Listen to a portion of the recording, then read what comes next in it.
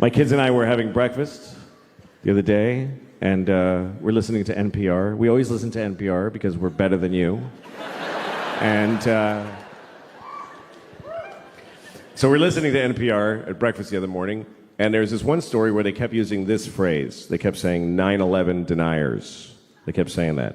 9/11 deniers. And my daughter was like, what is that?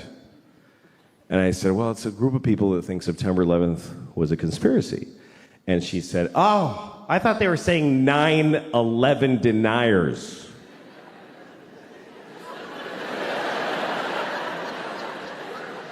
Yeah, she thought they meant 9 people who just ain't buying this 11 bullshit. Just a small fringe group, really. There's only 9 of them. But they still got on NPR, they got on the radio because they're dedicated. They protest every day. They're the 9/11 deniers. They're outside of the White House. It goes 10, 12, 13. Just know it. We are the 9/11 deniers. We know that 11 is a bullshit number propagated on the people by the man. Why do we have 11 when we have 13 and 14 and 15 and 16, 17, motherfucking 18 and 19, but we do not have a 1 team? What happened to 1 team? The government took 1 team and replaced it with some bullshit called 11. We are the 9 that deny that shit. Mr. President, give us back 1 team.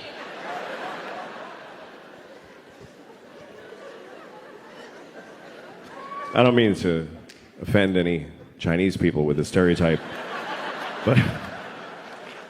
That's right, I'm Chinese, motherfuckers. I lived in Shanghai. I'm Chineser than a motherfucker. I'm a chopsticks and whatnot. Ha! All right. I'm sorry. Here's the thing. Stereotypes are harmful.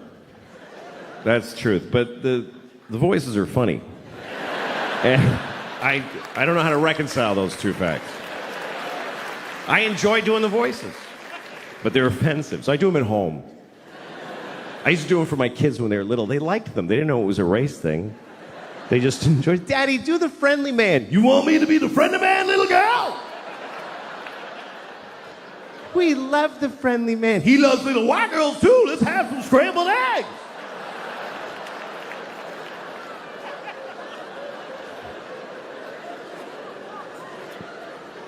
And then I grew up and I was like, don't talk about the friendly man. Maybe don't talk to your teachers about them.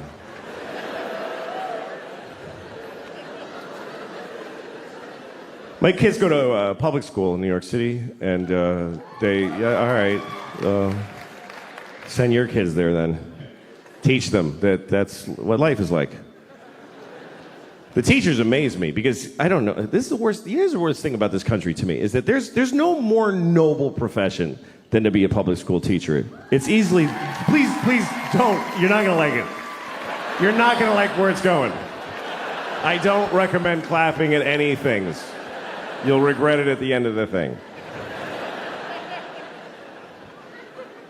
In a democracy, there's no more noble contribution you can make than to teach in a public school. And in this country, the people that do that, they're fucking losers. They're just rock bottom fucking losers.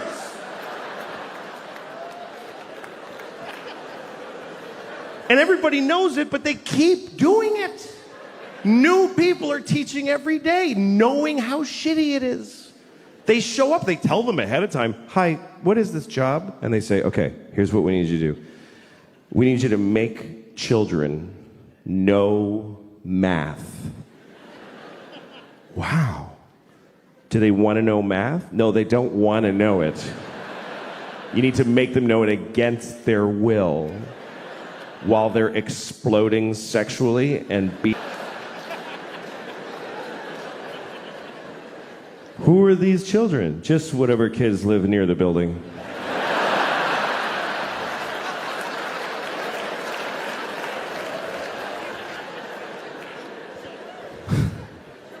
How much do I get paid? About $10 every 4 years.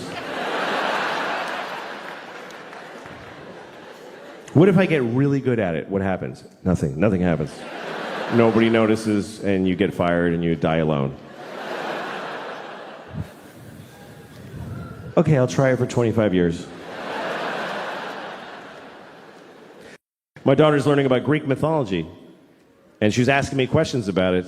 She was like, Daddy, who's Achilles' mother? I said, I don't fucking know. Don't ask me that shit. I don't know who Achilles' mother is. Don't yell it out if you know it, please. It's Camp Amputees. Nobody cares what you know.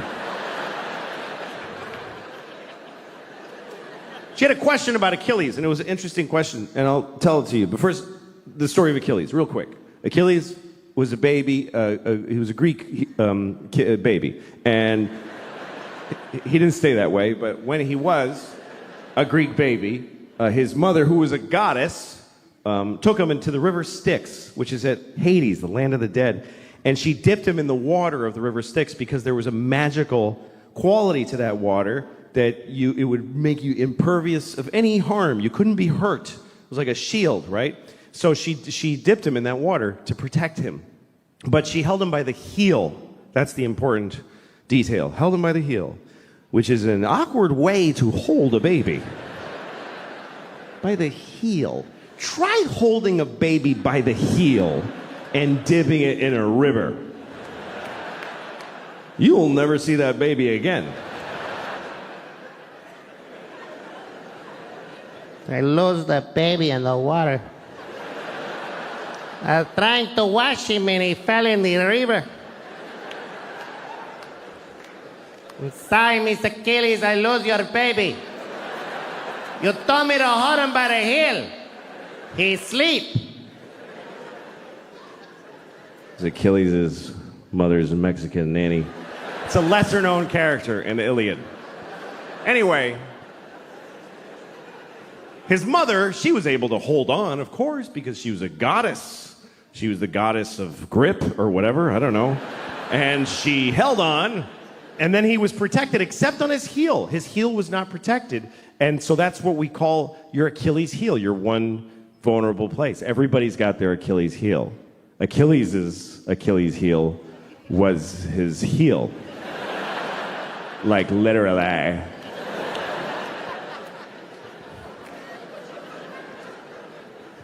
Anyway, so my daughter, here was her question. She said, how come his mother didn't just dip him again? She could have just dipped him one more time with the other leg in there. Did she just like you're like a sign that says one dip per goddess? Did you ever color an Easter egg? It's not that complicated. You dip it, and then you hold it differently and dip it again. Smart kid. I was proud of her. But at the same time, I thought, who the fuck are you to judge this woman? It bothered me. Because here's what the story of Achilles teaches me, is that if you're a parent, it's never enough what you do for these motherfuckers. It's just never enough. It's still gonna be your fault. How much more do you want from a mother? She dipped her kid in magic water and protected 99% of his body. Is any of it up to him? He could have just wore a big shoe and be careful. But he goes out in sandals, fucking flip-flops, and a sword and fights the whole planet. I'm Achilles because my mother dipped me. Finally, somebody got him in the heel, and he's like, Mom! Thanks a lot, Mom. Get my heel. She's so stupid, she ruined it. Fuck you, Achilles, you Greek dick.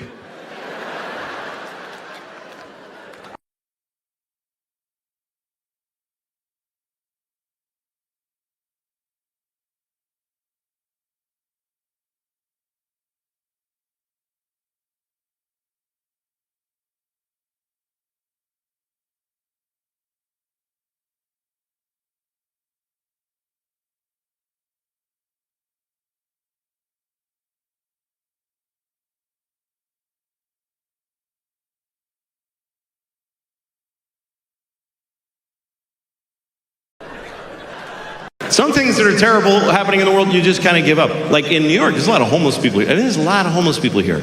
I mean, not in here. There's none in here. There's none in here. There's none in here. Not even with a ticket, he ain't getting in here. They're not allowed to go where we go. They're just not allowed. That's the one part we all agree with. I don't know what to do about the homeless, but they're not coming in here. If you don't have your own indoors, you can't come into other people's indoors. Those are the rules. Those are the rules we live by. I've done benefit shows for homeless people where homeless people weren't allowed in the show. There's whole places they don't get to, like the airport. They've never even seen an airport. You never been at your gate and some guy's like, hey, I'm trying to get to Tokyo. Can you help me out?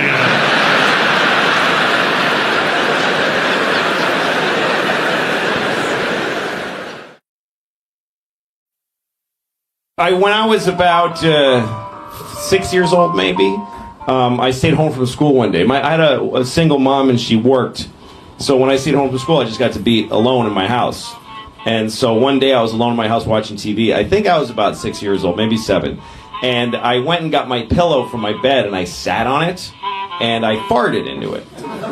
And then I decided, I was sick in my stomach, so I was like, I'm just gonna fart into this pillow for just all day. I mean, I just kept farting into that pillow just over and over again. Like at least more than 200 times. Just for hours. And then I told myself, I'm gonna smell this now. Because I've been farting into it all day. And I had the pillow and I just said, I'm just gonna go all at once. And I just shoved it on my face and I went, and I have never had an experience like that again in my life. I really feel like I overstimulated myself at 6 years old because it like jaded me for every other thing that's ever happened. I watched a bum eat a rat. And I was like, so? I smelled 200 farts when I was 6.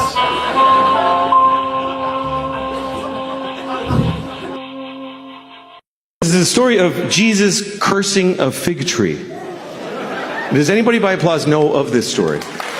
Okay, that's just enough to make it clear. This is true. I mean, nothing's true in here. But I'm just kidding. I'm just kidding. I don't fucking know. What do I know? I wasn't there.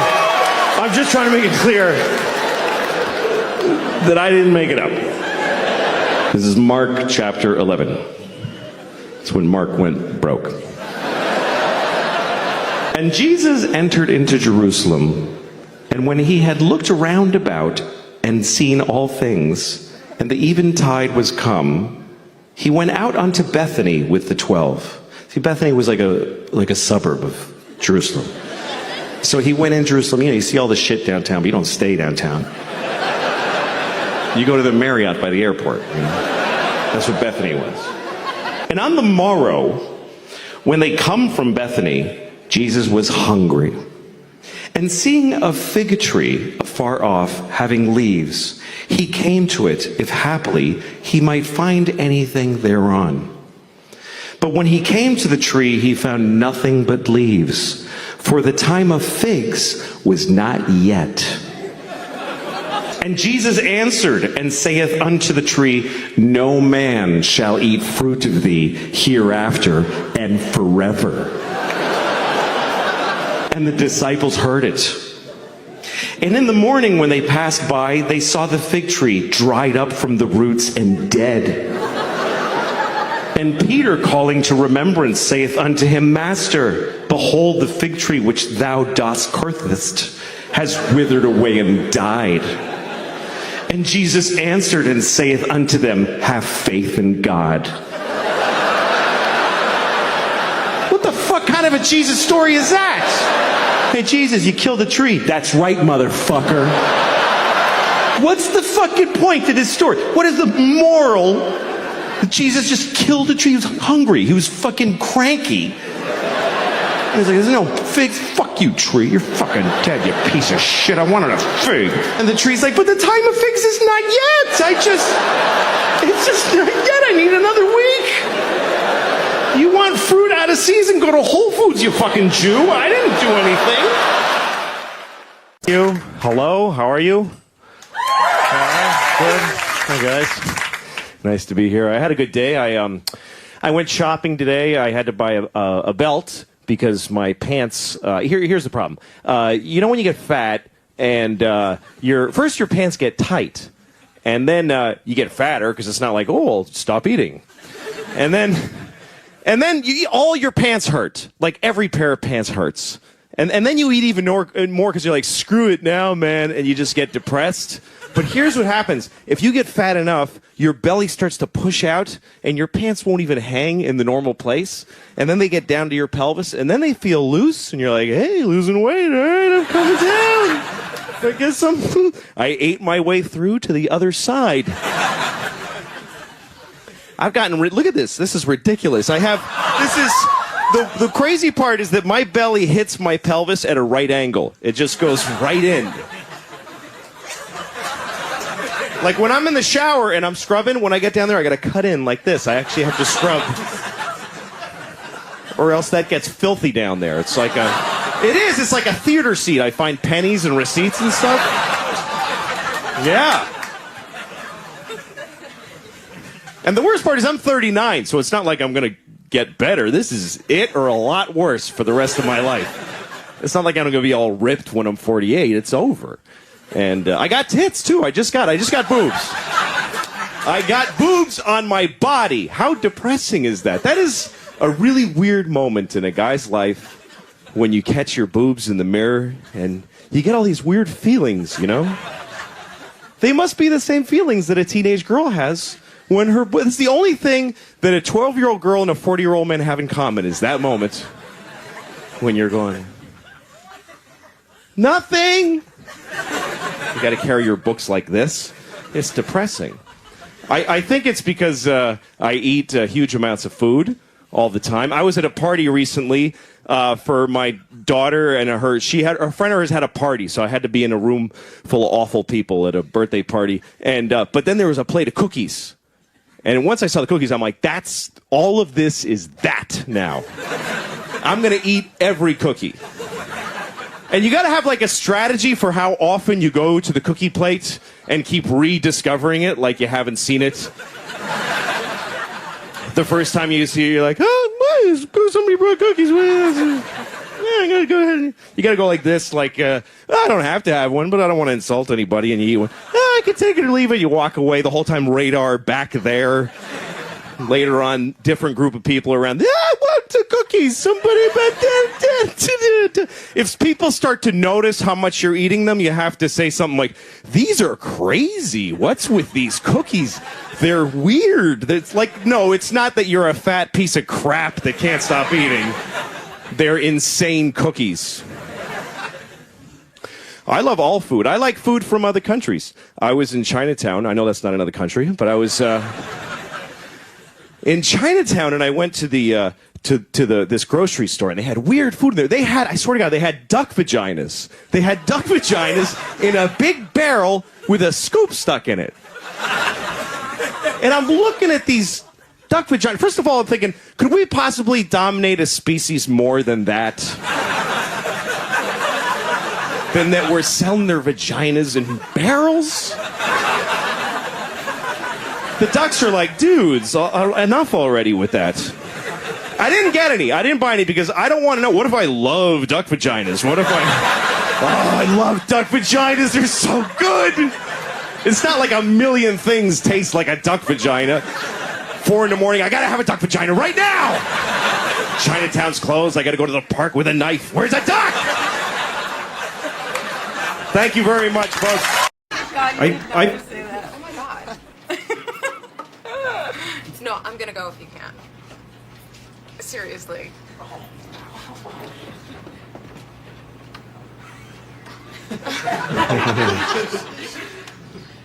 What? Hi, could you stop talking because you're making it hard for me to do my job. Oh, okay. Sorry. It's okay. Just, you don't have to be sorry. Just please don't do it anymore, okay? Okay. Okay, thank you. Anyway. Holy shit. This gets me a little... Sorry. I was on a plane the other day, and people on plane... You know when you're on a plane and you're on the tarmac, and but you can't get to the gate because there's a plane at your gate? That's what happened to Mike the other day. Excuse me? No, my my friend, that happened to him too. I don't care. Well, no, my friend Mike. Hey, nobody cares about your friend Mike. Nobody cares about your friend Mike. Okay. Nobody cares about your friend Mike. Okay, whatever. It was funny. What was funny? Unlike you. I'm sorry? I said unlike you. It was funny, unlike me. Yes. Yes, I did. Can I ask you a question? Go ahead. What happened to the parade? What parade? The parade of stupid you were floating? I'm just curious. Okay, that's you not veer? even. That's not even funny. It's not? No. Okay. You sure? All right. No, you're offensive. I'm offensive? Yes. What do you mean? You're making jokes about rape, and that's offensive. You don't like rape? No. You don't? No. That's really weird because you know that you wouldn't even exist if your mom hadn't raped that homeless Chinese guy. Oh my God. However many years ago you're born. No, listen, I'm sorry. I'm really... It's hard to come back from that, but I am sorry. I didn't mean that. Look, can you do me a favor? What? Can you please just die of AIDS? Does anybody have AIDS who they could put their dick in her face and get her started on that? Oh my God. Anybody? I could sue you. What? You could sue me? Yeah. You know who I would like to sue? Everybody that works in the hospital that you were born at. Because I would like to sue them for not responsibly pulling your head off the second... Letting you live was medical malpractice. Can't you just move on? No, I can't. I really can't because you're the worst thing that ever happened in America. Seriously, it goes you, slavery, and then Pearl Harbor and 9/11 combined. Those are the three. And so, as an American, I feel like it's my duty to make you feel poorly. And your mother's a whore.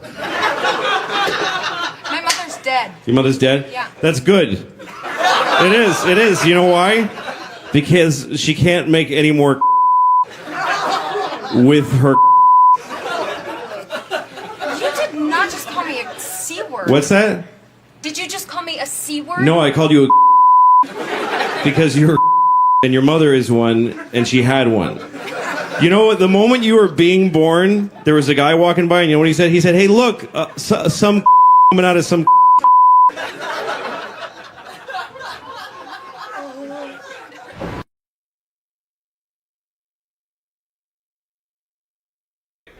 Good. Nice to be here. Nice to be in Aspen. My name's Louis. I live in New York.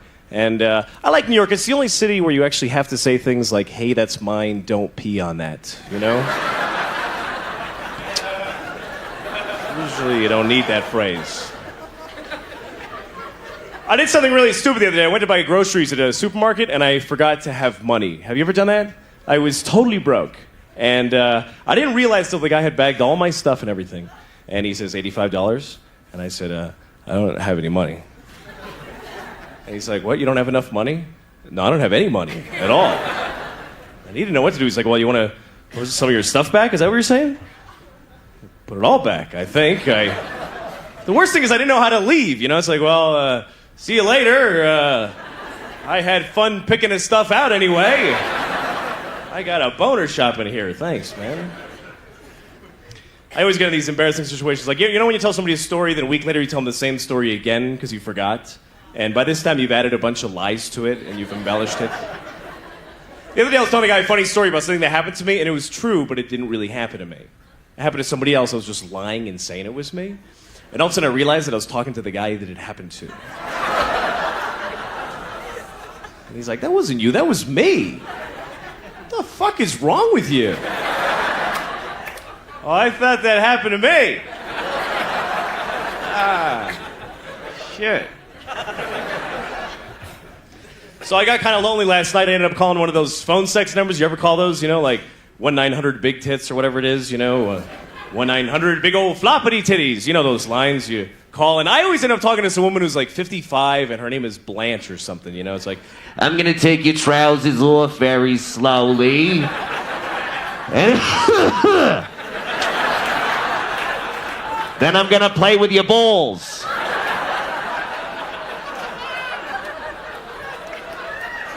sounds like a threat. Stay away from my balls, lady. I'll call the police. I gotta do something, though. It's ridiculous. It's been so long for me since I've had any real sex that even now when I masturbate, I don't have any point of reference for the fantasy, you know? Like now when I masturbate, I just fantasize about other times I masturbated. That's all I really have in mind. Oh, yeah, my old apartment. Yeah, that was a good one.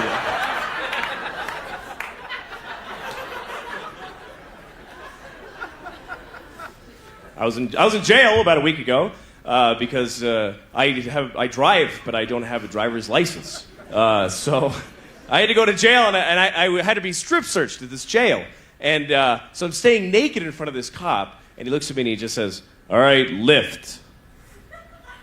And I was like, "Lift what?" And he says, "Lift your testicles." And I was like, "Well, can I use my hands?"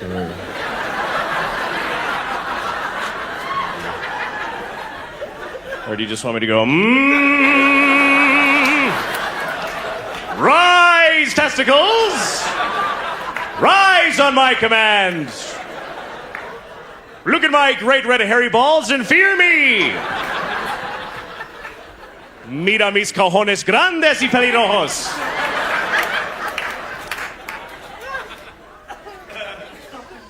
So that was a bad night. Sorry. You ever wear a bathing suit because you ran out of clean underwear? I got an idea. I did that once. I was on a date with a girl and I was wearing a bathing suit under my pants because I didn't have laundry. And she wouldn't have known except for I had that white string flapping outside my fly the whole time. And she's like, "What do you have, a tampon in there? What the hell are you doing? You're a loser." Yes. The other night I woke up in the middle of the night and my hand was asleep. Has this ever happened to you? Because I was sleeping like this for whatever reason. And I woke up and my shoulder hurt like a motherfucker. And I took out my hand and it was like white and I couldn't feel it. And I'm pinching it really fucking hard. I couldn't feel it. I'm breaking the fingers and nothing. It was dead.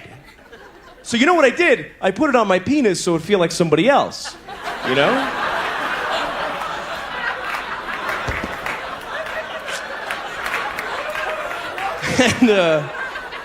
And it worked. But then I thought, shit, I got some guy's hand on my dick. I don't want some dead guy's hand on my dick. Get that out of here. Sex is weird, though. You know when you're having sex with somebody, you start to make those noises. You know those sexual noises? You ever feel weird about the noises you make during sex? You ever listen to yourself and go like, where the fuck did I pick that one up? What the hell was that? Because sometimes you make the oddest noises. You really get into it, you're like, woo!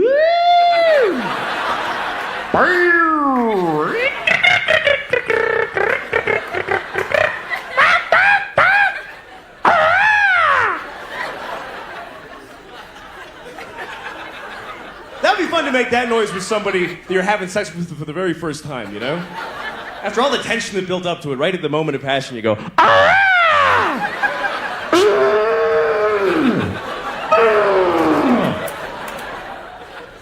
Just to watch their face going, oh, shit. Fuck, man, another one. It's important to make those noises, though. They're very important because the reason we moan during sex is to guide your partner. You're there. It's kind of like a homing device, you know? It's kind of like if a woman is doing something to my nipples during sex or during a boating accident or whatever, doesn't matter exactly when. If she's doing something to my nipples, I usually want to say to her, you know, you're really wasting your time, honestly. You might as well be licking my wallet. There's just nothing there. Just fucking blow it off, you know? But that would be rude, you know? So you just moan less at the nipple. You just kind of do that holding pattern bullshit moan. It's like, oh, whatever, you know. and then if she starts to move lower, ha ha ha! Yes! Genius! You know what would be fun to do one time when you're having sex with somebody? Don't make any noise at all. Just lie there perfectly still. And then right at the moment of orgasm, you just look at them and you go.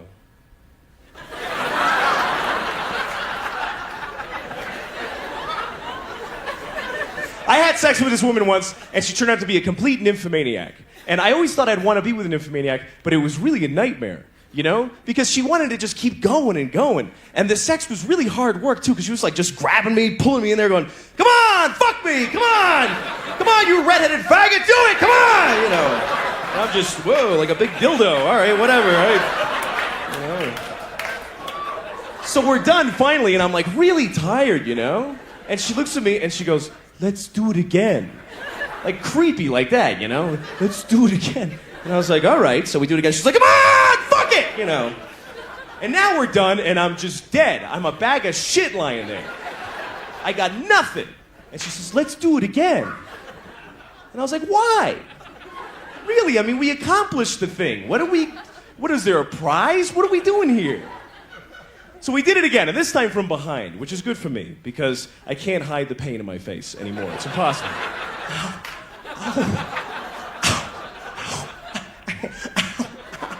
And then she starts getting into it, right? And she starts, like, backing into me really hard. She's going like, BAM! BAM! BAM! And it really fucking hurt a lot. So I had to say something, you know? So I said, hey, take it easy. It's the most polite thing I could think of, you know? I didn't want to say, hey, don't back your snatch into me so hard. You're gonna rip my dick off, you fucking lunatic.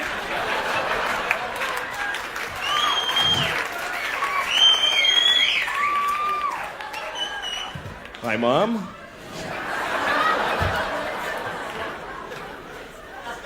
Anyway, I think sex is a great thing. I think that everybody should be allowed to have all the kinds of sex they want, you know? I would never let a woman spank me, though, because I always be afraid that then I gotta go buy hoods and magazines, and it's like skiing, you go broke on that shit, you know? But I don't understand people that are intolerant of certain sex. Like one guy came up to me once and in the middle of the street and told me I was wearing a faggy shirt. What the hell does that mean? Total stranger walks up to me.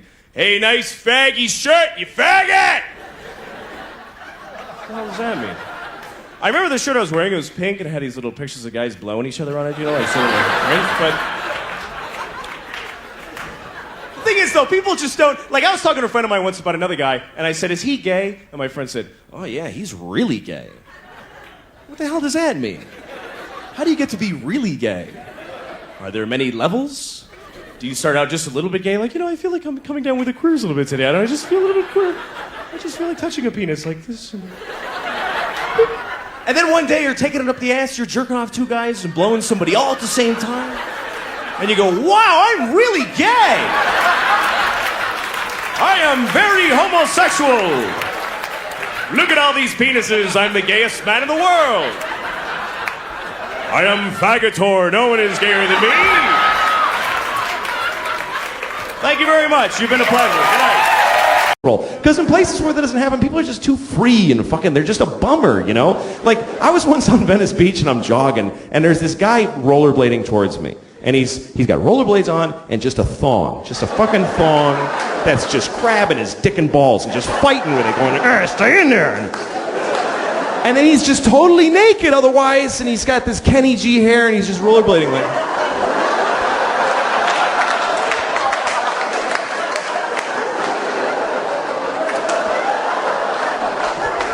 free. And I actually had to stop jogging because I needed my whole body to fucking hate this guy with. I had to just stand there going, oh, you motherfucker! Now I have to know you exist, you piece of shit! Fucking go skating to an AIDS tree, you motherfucker! All right, now. I don't know. I've started to kind of hate people, and it's not because I have anything against them. It's just I enjoy it. It's just recreation.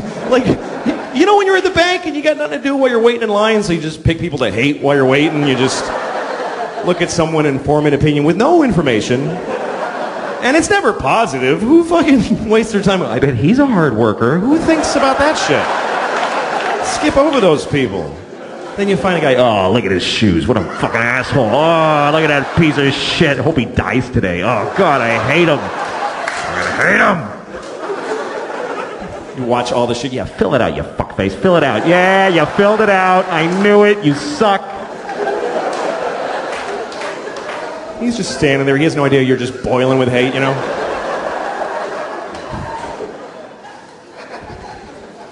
I feel people hating me sometimes, you know, like, I was at the post office and I'm at the line, you know, it's one of those things where there's a long line and one window open. So everyone's just like, everyone's mad. But when you're in the line, you're in the hate group. You get to be part of the group and you're all looking at each other going, like a silent movie of impatient people, you know.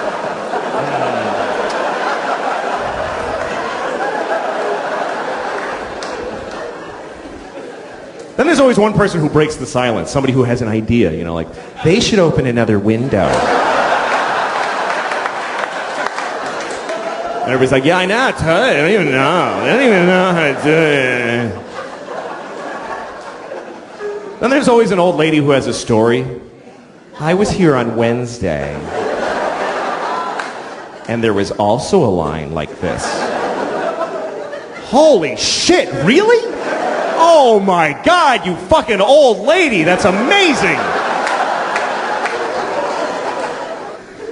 Well, anyway, then it's your turn at the window, right? And now everybody's looking at you, and you feel the scrutiny of how quickly you're mailing your shit. You start realizing how unimportant your package is, and you feel like they can tell. You know, fuck, get out of there, you don't need to mail that right now. And it's like, if you do one little extra thing, like, do you have those stamps that have Jackie Robinson behind you? You're like, Jesus. Fucking dude. They put their shit down heavily like, fuck now, this motherfucker's gonna make me stand here while he buys fucking stamps at the post office? Are you shitting me?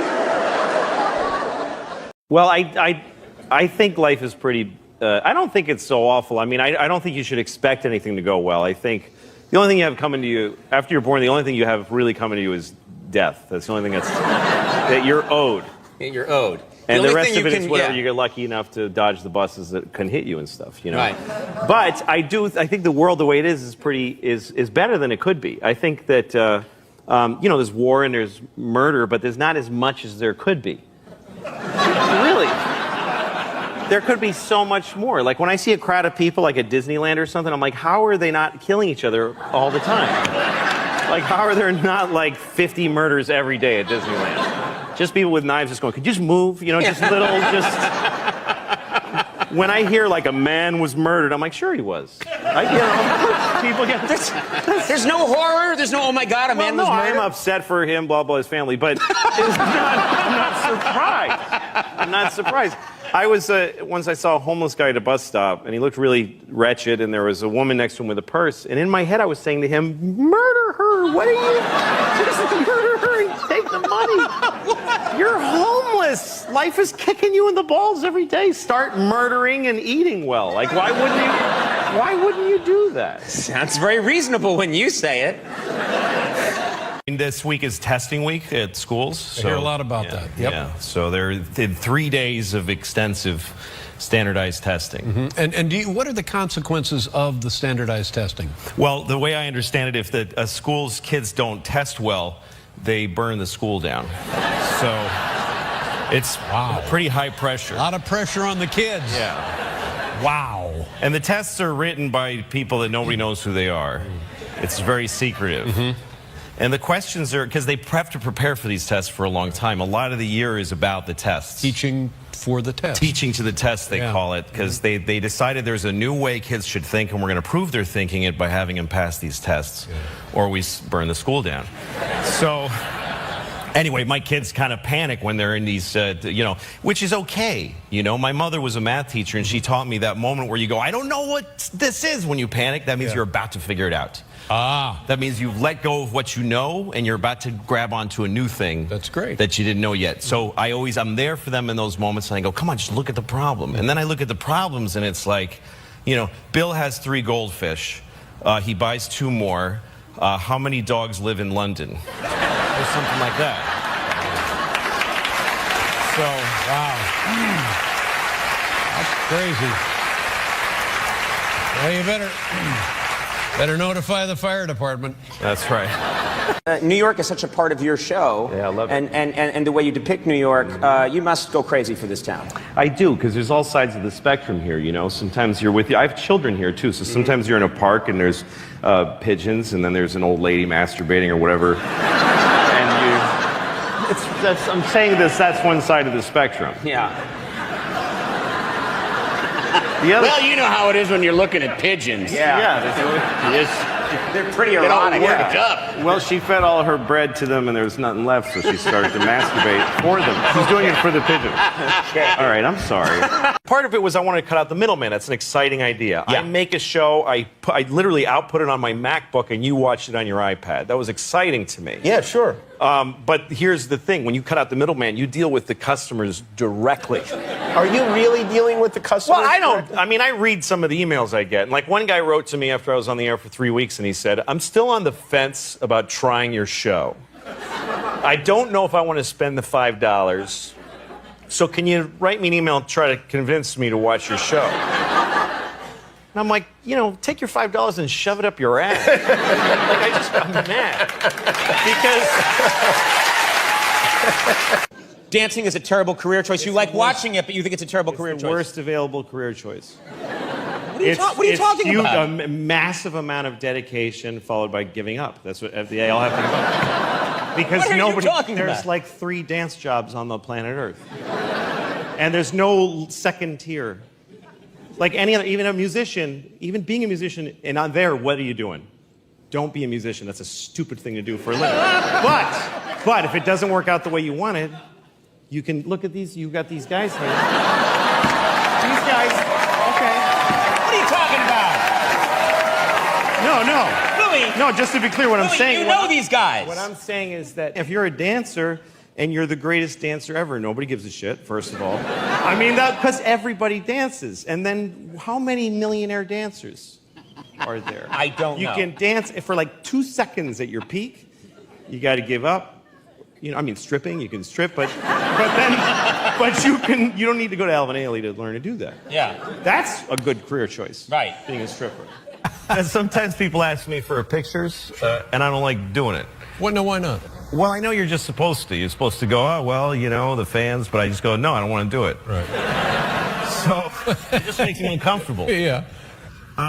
But one time, so I always try to be nice how I say no. I go, but thank you, okay. So I was coming out of a restaurant once, and these 2 women are standing there, and I hear them say, picture. Mm-hmm. So I go, oh, no, I'm sorry. I just don't like doing that. Right. I hope that's okay. Yeah, and they're like, okay. And I said, what's your name, though? Mm. And she's like, Janet. And I go, hi, Janet, I'm Louie. Hi. Hey, guys, I'm sorry, but thank you. Yeah. And then I walk away, and then I see the 2 women give their camera to some guy to take their picture. Yeah.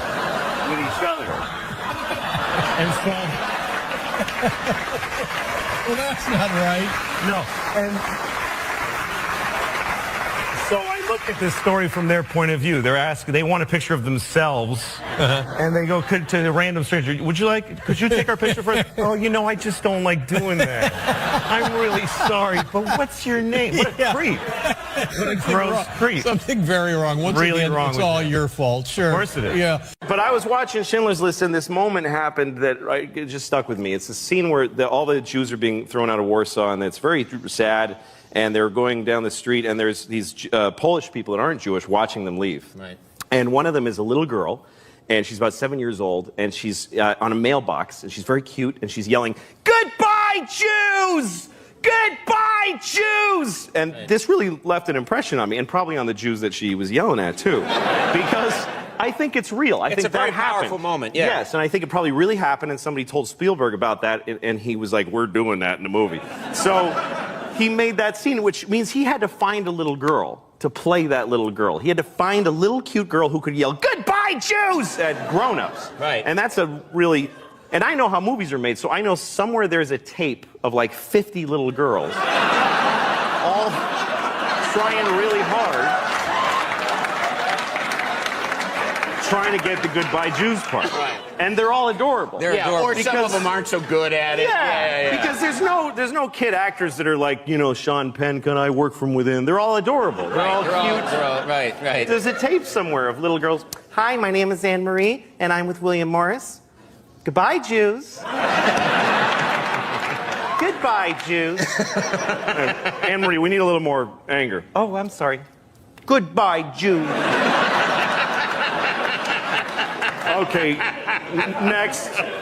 And there's another girl. "Goodbye, Jews. Goodbye, Jews." "Okay, next." And then comes the girl who's amazing, and her mother has prepared her for months. She knows how to walk in the room. "Hi, my name is Louise, and I am really happy to meet you. The sun'll come out tomorrow. Bet your..." We just need the line, actually. "Oh, I'm sorry. Goodbye, Jews! Goodbye, Jews!" Yeah. And there's a new thing, the cloud. They want you to go to the cloud. And they are selling it as a great idea. Just, you don't need your stuff. Just give it to us and we'll keep it on the cloud. It's fine. You don't have to. And you're like, "Really? But those are my pictures and my..." We'll keep it on the cloud. You pay a little rent to have it up on the cloud. And the way they're going to talk you into this is that you get to have a smaller device, because you don't need to keep the stuff on it. You understand? That's why, okay, like this, somebody gave me this iPhone. This is what an iPhone is right now, okay? Now, it's gonna, when they tell you you want to keep it on the cloud, they're gonna say, this is the iPhone now. The next iPhone is just gonna be this. It's just gonna be this. And it's just gonna be this thing. Because you need this to store all your movies and stuff on. But you're just gonna have this, and you just rub and go, "Ooh, I want to see Tom Cruise," and Tom Cruise will be all around your face. And then you want to see, you know, Selma Hayek, and then you take it and you that's how it's going to work. I'll give you $10,000 for that thing right now. Some parents really struggle with, like, all the other kids have the terrible things, so my kid has to. Yeah, let your kid go and be a better example to the kids. Just because the other stupid kids have phones doesn't mean that, okay, well, my kid has to be stupid, otherwise she'll feel weird. Right. You know, I think these things are toxic. I don't, especially for kids. It's just this thing. It's bad, and they don't look at people when they talk to them, and they don't build the empathy. You know, kids are mean, and it's because they're trying it out. They look at a kid and they go, "You're fat," and then they see the kid's face scrunch up, and they go, "Ooh, that doesn't feel good to make a person do that." Right. But they got to start with doing the mean thing. But when they write "you're fat," then they just go, that was fun. I like that." So. That tasted good. Let me ask you a question, and it's specifically about breakfast. I have this conversation with my son, who is 10, who is, I guess, right between the ages of your daughters. And it goes like this. "Well, what would you like for breakfast?" "I'm not hungry." "Well, yeah, but let's just say you were. How about bacon?" "No." "How about eggs?" "No." "Pancakes?" "No." And so we go through every imaginable form of consumable human food, none of which interests the kid. And then, so now we go back and we start over. And it's clear that he has decided on his side, he's going to say no to everything I come up with. But yet, they have to eat. Yes, they do, but why? What do you do at Why that are you point? asking him what he wants? I mean, you're asking him to decide where everything's headed. And look, I know why you're asking. I get it. But the thing is, you're saying if he doesn't decide what he wants, he won't eat. So I'm already behind the 8 ball. That's never going to be his... So with your girls, you just put the food in front of them. I go, "Here's what we're having." Here's what we're having. I don't want that. And I go, "All right, what do you want then?"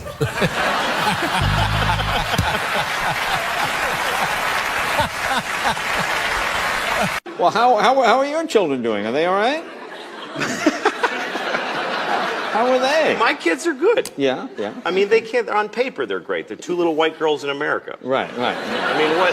Yeah. Sometimes I look at it that way. I look at them. I'm like, you can't say anything. Yeah. You're doing awesome. Right. Just boilerplate, great lives. I gave my daughter medicine the other day, and it was bubblegum flavored, so that she'll take it. Bubblegum flavored medicine? Yeah, you get me like Tylenol. It's bubblegum flavored. Oh, it's not methadone or anything. It's No, it's bubblegum flavored. I give her, she got a fever, Tylenol, bubblegum flavor, and she goes, ew. I'm like, you, ew. You can't say ew. I'm sorry. It's medicine. Medicine, right, exactly. It's medicine. Most children don't have medicine. Right. Most children in the world, when they get sick, they die on a rock with a bear eating them. That's how they handle it. Right. And, oh, he's got a sniffle, ring the bear bell and put him outside, whatever they do. You're a little white girl in America. You wear clothes made by children your age professionally. You don't get to say ew about your bubblegum medicine. I never heard of bubblegum medicine. Well, you got the holidays coming up. Are you doing any plans? no. You seem like a very holiday guy. I just want to say I'm not trying to say that if you're white you can't complain. Right. I'm just saying that if you're black you get to complain more. Right. Because you can't. There you go. Don't tell the band that. Yeah. Do you feel that we now, in the 21st century, we take technology for granted? Well, yeah, because now we live in an amazing, amazing world, and it's wasted on the crappiest generation of just spoiled idiots that don't care. Because this is what people are like now. They got their phone, and they're like, it won't. Give it a second. It's going to space. Can you give it a second to get back from space? Is the speed of light too slow for you? Yeah. I was on an airplane and there was internet, high speed internet.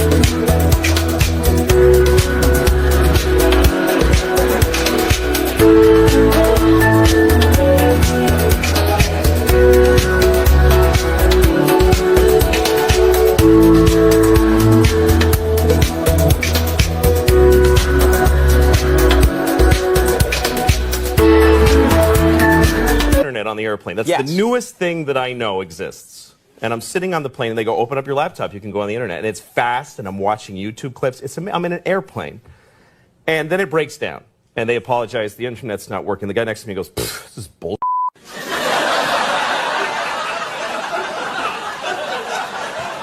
Like how quickly the world owes him something he knew existed only 10 seconds ago. Right. And on planes, I know you know, and I know you've told your kids, honesty is its own reward.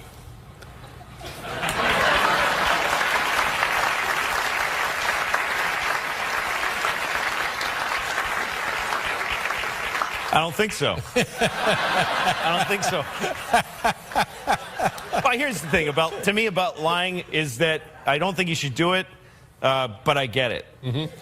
That's how I feel about it. I get it. Right. Because kids lie because they're in trouble. You know, if you're in trouble as a kid, it's too much. You can't take it. You're worried. Yeah, kids don't lie for some weird Machiavellian, they're not like, you know what my teacher said about you? It's interesting. They're not trying to start something. No. It's because somebody was like, did you take the chocolate? And they're terrified. Yeah. Terrified. Yeah. If you're in trouble, you don't care. You're a grown up. You just go, oh, sorry. Right? Well, again, I've been in trouble and that didn't work. And I tried it. I said it just like that. Sorry. Thank you. Sit down, please. Thank you. Thank you very much. Thanks. Nice to, all right. Nice to see you all. Thanks for coming. I've been thinking about you all day. How are you? How was your last couple of years?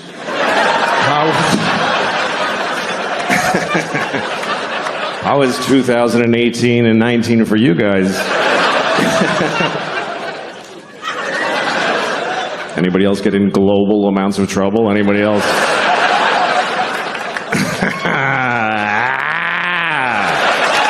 Fuck.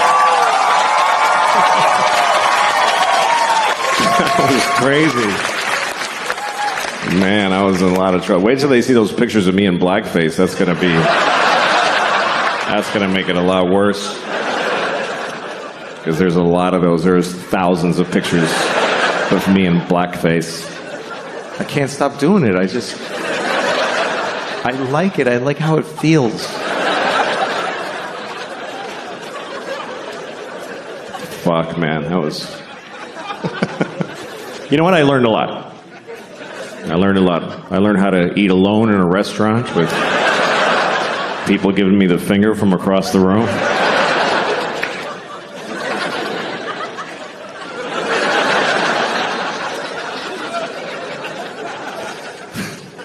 When you get in trouble, you learn who your real friends are. It's true. People like saying that like that's a good thing. Who the fuck wants to know who their real friends are? You don't want to know that, believe me. You don't want to know. It's never who you want it to be. It's not your cool friends, and it's not your fun friends. It's your real friends.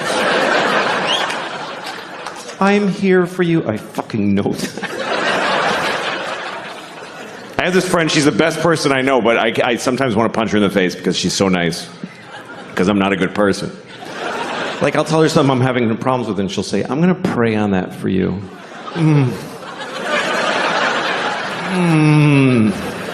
have a feeling when she prays, God's like, ugh. Fuck. This one makes me want to get out of the business. Do you guys think there's a God? How many of you, by applause, believe there's a God? How many people? All right, it's about 30 out of 1,400. That's nice. That's nice. That shit's over. It's just fucking over. You go to a church, it's like going to a roller skating rink on a Wednesday. It's like, this used to be something. What happened? I don't know. I don't think there's a God. And that's not a conviction. I just don't suppose. I just reckon there ain't. I reckon there ain't no Lord. And because I don't believe there's a God, I fucking hope there's not a God. I fucking hope. Oh, please. If you don't believe in God, you better fucking hope. You better get on your knees and pray. Please, God, don't be. Because that's a bad thing to be wrong about. That's a bad wrong. You're an atheist your whole life and you die and you're like, oh, fuck. Oh, you're shitting with a beard and everything. Fuck. Oh.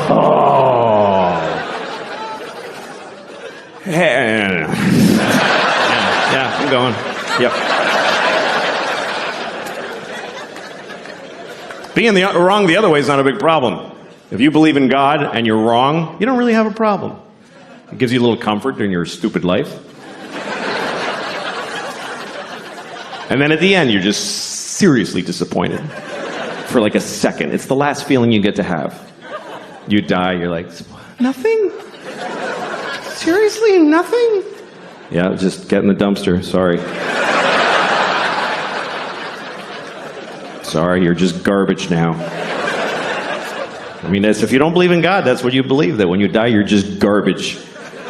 You are your family's newest garbage. My mom died last year, and we asked her, like, what do you want? Like, before she died, we didn't ask her, Mom! Fuck! I asked my mom what she wanted us to do with her body, and she said, just burn it. That's what she said. Burn it. What, in the yard with leaves? What the fuck? She didn't want a funeral, no pageantry, nothing. So she booked it herself. That was her last act as an American consumer. She went online with a credit card and she booked her own cremation. It's true. At a place called Boston Crematorium. Just this place that burns bums and dogs all day. And they just folded my mom into a workload. We didn't even know, just this guy showed up. I'm here for you, Ma.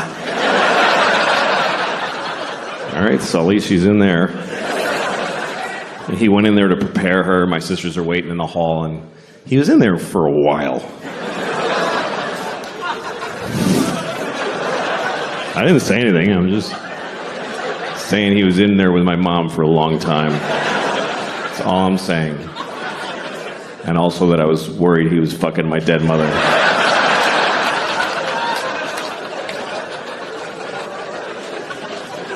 Anyway, then he brought her out in a kind of a nice bag, and he put her in a van, just of his van. It was like a '98 Ford Windstar with a bottle of red Gatorade rolling around in the back.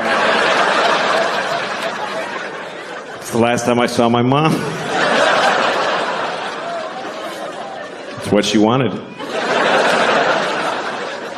Because she didn't believe in this God shit. She just didn't. I was talking to my friend the other day about Jesus Christ.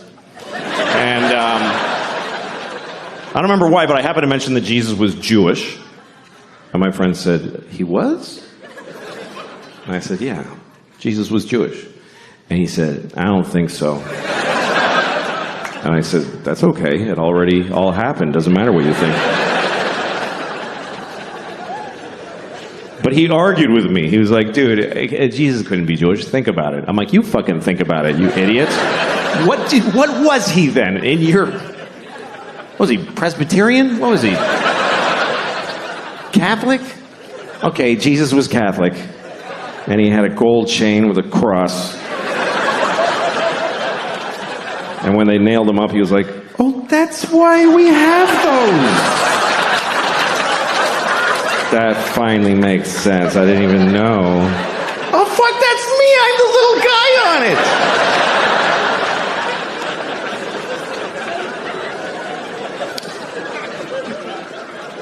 it. Every religion has a strange story or a rule that doesn't make sense to me.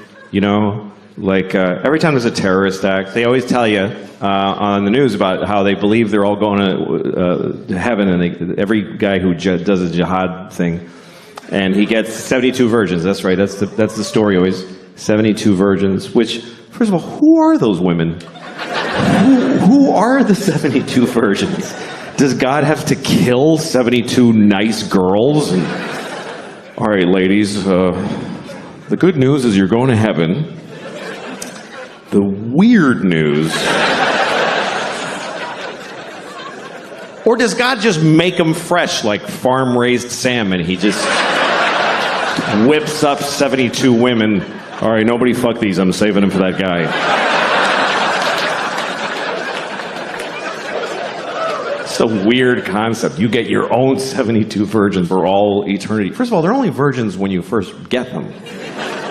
Once you start fucking them, it's over. After a week, he's like, I only have 3 left. And 69 whores.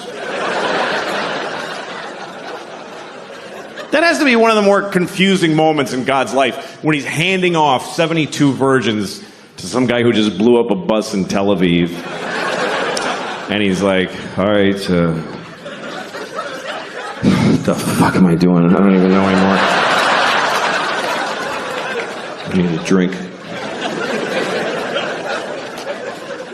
I'm curious about God. I'm curious about his life. I'm curious about God's existence. What's that like to be God? You know, we don't know anything about him. I think one reason people don't believe in him because we don't have a sense of God, because it doesn't say anything anymore. He used to talk all the time. He used to go up to people on the street. Hey, tell everybody I said that. Writing on the rocks. Look at that! Do it! And it was confused. Everybody's like, oh, okay, trying to figure it out. And then for 2,000 years, he just, nothing, says nothing. And everybody's fighting. He could clear a lot of shit up with a 5-minute press conference. If God spoke for 5 minutes, he'd solve a lot of problems. He'd just show up, all right, everybody, yeah, I'm the Lord, okay. Real quick. First of all, Mormons just, no. What is that? Just go home. Also, Jews with the little things, what the fuck, I don't know. Put a hat on or don't, nobody gives a shit. This is weird, I hate these. I hate them. I send everybody with one of those to hell every day. I do, it's just my thing, just so you know. Do what you want, but that's where you're going. Now you know. Also, I don't care who you fuck, I don't care. It never mattered. It was Adam and Eve and Steve, they were all fucking each other. I was jerking off to it, it was a great time. So it's not an issue for me. I don't know why it is for you. Have fun and use all the holes, that's what I say. Also, you're supposed to fuck the animals. That's why I made them. Why are you not fucking the animals? There's only like 30,000 of you fucking the animals. What are the rest of you? You're eating them? That's disgusting. What is wrong with you? How could you eat a perfectly fuckable pig?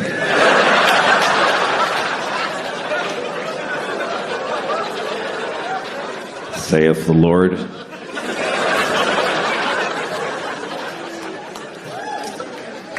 Well, it's nice to be in Washington, D.C., where I was born here. And I like it here, because I like any city. I like cities. I don't like cities that are too advanced. You know, I was in Zurich, and they have so much, you know, they're like, here's the bike, you want the bicycle, it's yours. Just have it, it's nice. And they have the garbage with the 8 fucking holes of different shapes. It's like an IQ test for a monkey. I don't know what the fuck. This one hole has a picture of a cup, and the next one has a picture of a cup that's a little different. I'm standing there with a dead baby. I don't know where I'm supposed to... What am I supposed to do with that? It doesn't go in the newspaper slot, but otherwise I don't know.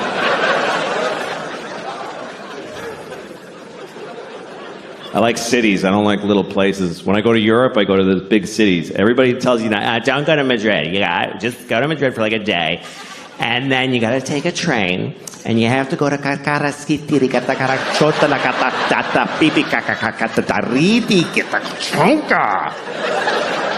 It's a beautiful little old village.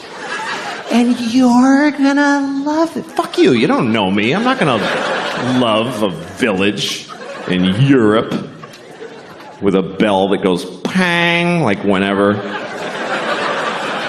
And a dog walking alone. I don't like cute little places. I don't like little towns in America either, with little shops. Oh, look at that little shop. Let's go in that little shop. Now let's get a divorce. Isn't that a better idea? You go in there. I'll just walk away. Just tell the kids I was a pilot and I got shot down. I don't like little shops. I'm uncomfortable in a little shop. You go in and it's like, clill-a-ling-ling, clill-a-ling. Now it's just you and her.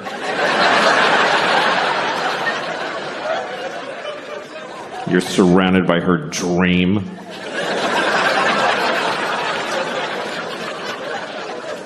And you can't just go, ugh, and leave. Like, She saw you. You have to go all the way in now and look at all the little crafts that she made.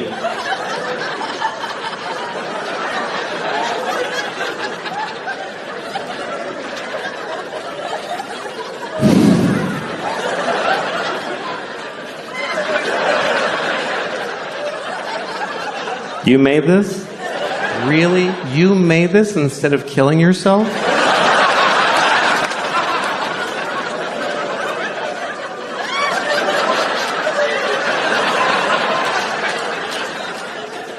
I fucking wish I was that mean. I really do.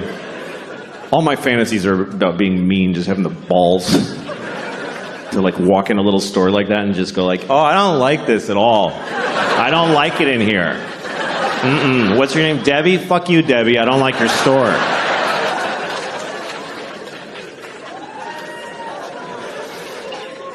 I was in Florida recently. I don't like Florida at all. That's a shit state full of shit people. That's what I think. I hate Florida. I hate it. I hate the whole thing. The entire... It looks like it doesn't look like a dick. People say that. It looks like a shit coming out. If you look at it, it's like America's ass. And it's a shit that's just that you're trying to... And there's a little... Cuba's like a little... that came first. That's what I think of Florida. Every time there's a hurricane, I'm like, yeah, get them all, Melissa. No, I don't mean any of that. It's just fun. It's fun to pretend. I was in a sushi restaurant in Florida, and it was empty. You ever go to a restaurant and it's open, but you're literally the only person in there. You walk in, the staff is like sitting at the tables, you know, and you walk in, you're like, are you open? They're like, yeah, and. You go, oh, good, and they're like, oh, we gotta fire up the whole fucking restaurant for this one guy now? So I ordered a lot of sushi because I felt bad for wasting their time, and I didn't eat most of it because I don't like sushi. And so the waitress comes over, she's Japanese, and she says, you know Finnish?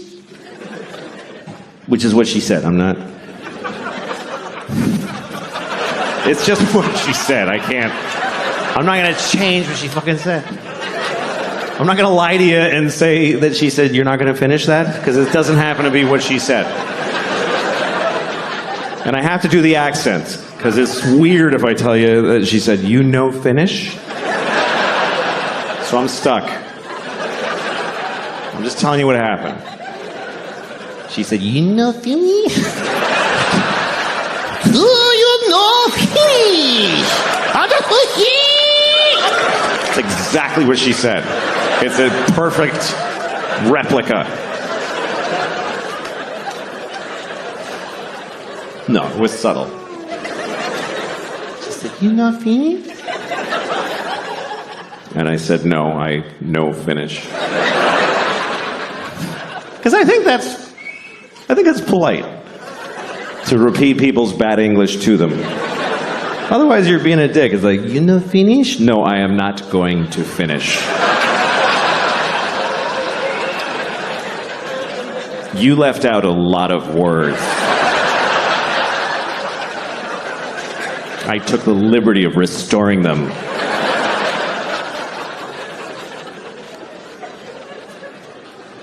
I was in upstate New York, in a small town. And I was standing in front of a drugstore. And in the window of the drugstore, they had a wheelchair on display in the window. Is that really an impulse purchase?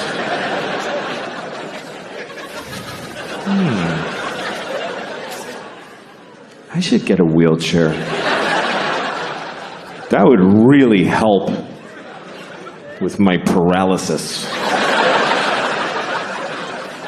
Then I wouldn't have to drag myself everywhere I go, like I've been doing for 10 years since my legs were blown off at the marathon.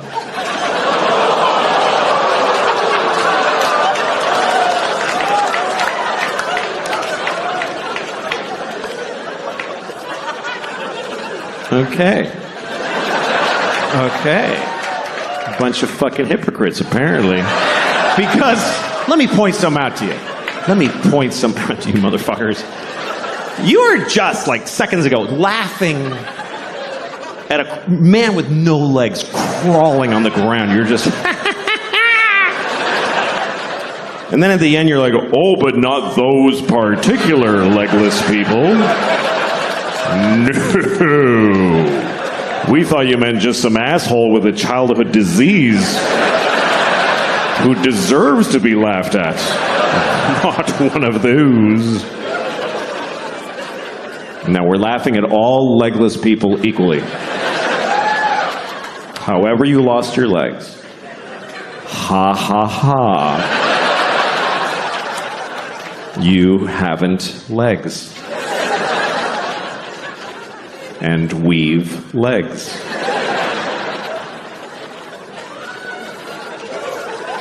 I have legs. I have 2 legs. 2 fucking legs. That's the maximum amount. I fucking love having 2 legs. I fucking love it. I wouldn't like having no legs. I really don't think I would like it. I think it would suck. I think it would suck shit out of the balls of Christ. It's an old Southern expression. It's not used like it used to be. I think 2 legs is better than none. That's what I think. That's just my opinion. It's not popular. You're not supposed to say that because you're supposed to always be very positive about disabled people. But I think that puts pressure on them to be positive.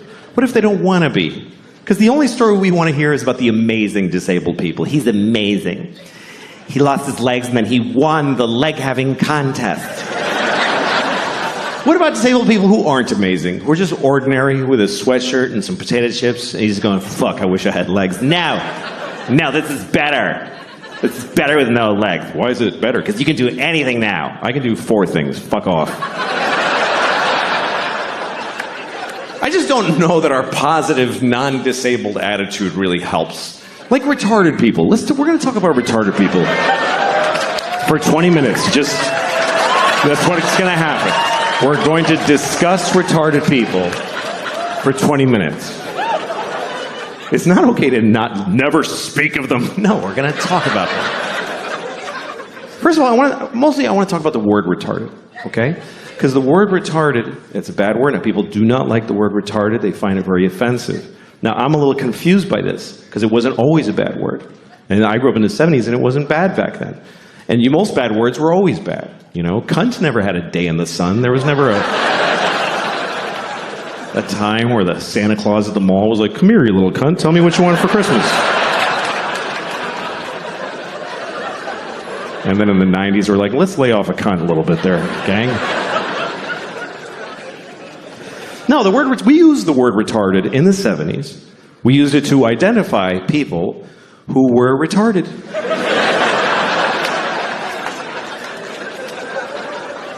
It wasn't controversial. It wasn't like he's retarded. It was like he is retarded. This fellow right here is retarded, right? I told you yes, you're still retarded. He is retarded, everyone. And I grew up in Boston. We didn't say retarded in Boston. We said retarded. He's retarded. God bless him, he's fucking retarded. That's the way we used it. With love. Help the retarded. That's what people said in the 70s.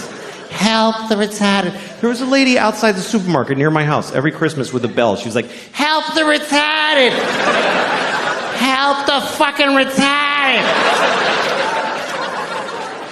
You gonna tell me she was a bad person? She was helping the retarded. And I feel like we had more of them around back then. I haven't seen one in years.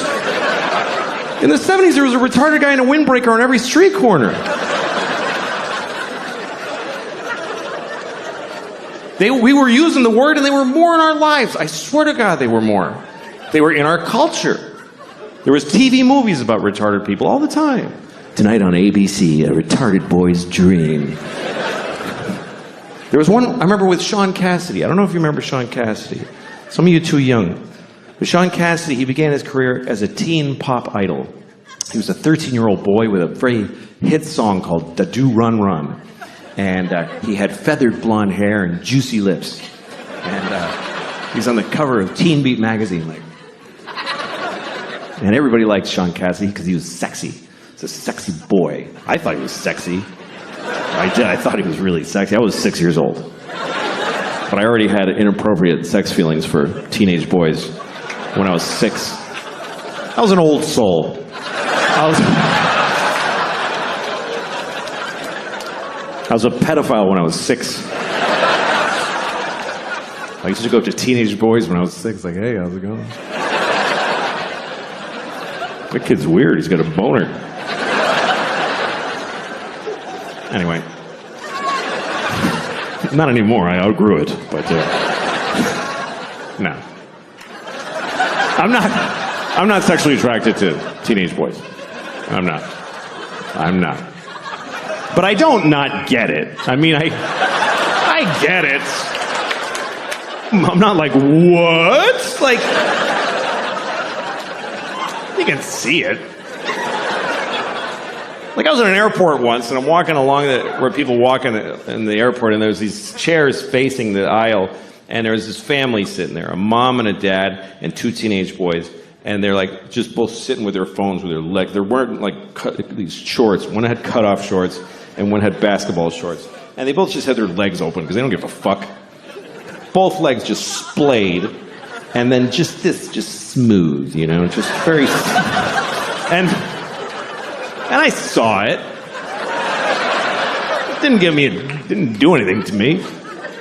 But I kind of wanted to stop and go, hey, fellas, let's close that shit up, huh? You're not getting me, but I know you're causing a problem for somebody in this airport. Let's close it up. I did not say that. Otherwise, I wouldn't be here.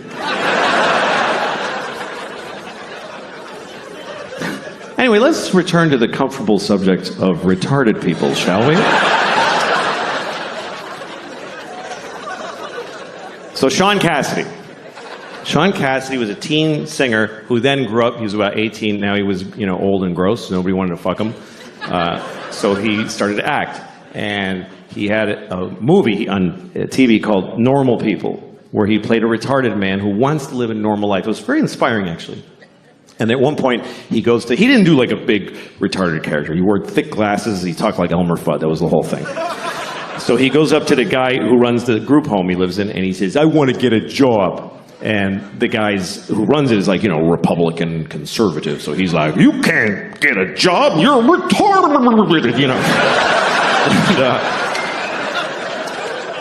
But then there's a liberal lady who works there, and she says, of course he can get a job.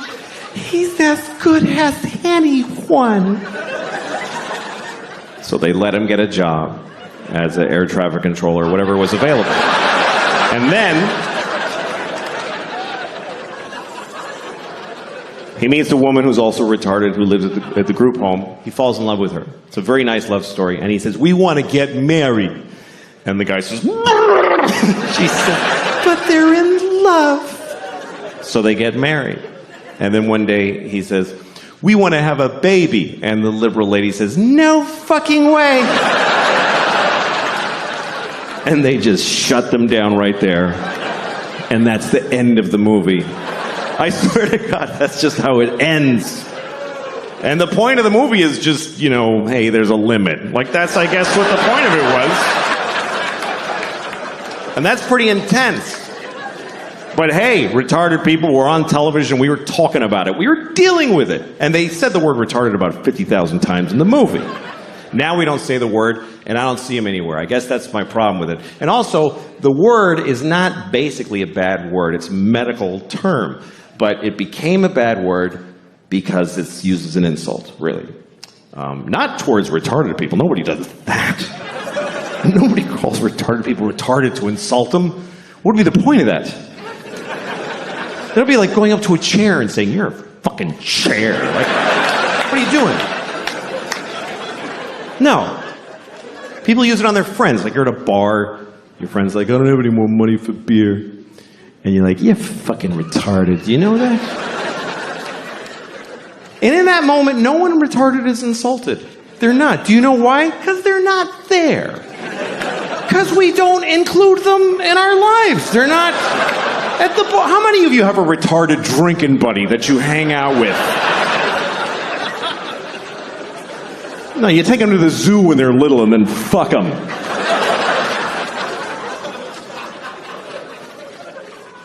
This is what I find confusing about this thing, is that we told many generations of people that they were retarded. We told them that that's what they are, and they lived with it, and they dealt with it. And then we just decided it's a bad word. So did we tell them this? Did we go back to them and explain this to them? Listen, Nelson, I have something to tell you. You're not retarded anymore. You mean I'm cured? No. No. No, we're not even working on it.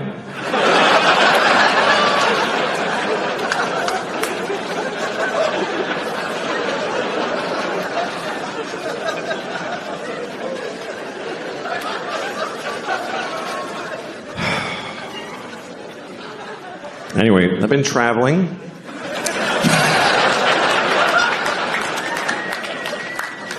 I went to France last year because I thought I should leave the nation. Felt like a good idea.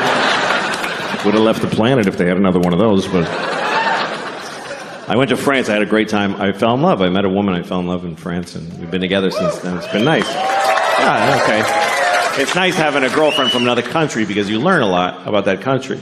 I learned a lot about France from being with her. I never knew these things about, like, one time she was sick, and I was taking care of her, so I gave her, she had a fever. I gave her a thermometer, and she put it in her asshole.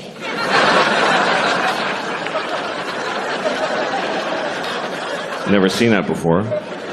Turns out the whole country, all of France, puts thermometers in their assholes. And they don't put their eggs in the fridge. They have no respect for temperature in either direction. I was like, why are you putting it in your asshole? She said, you don't do this? You don't put here in America? I said, no, we don't put a glass thermometer filled with mercury in our anuses.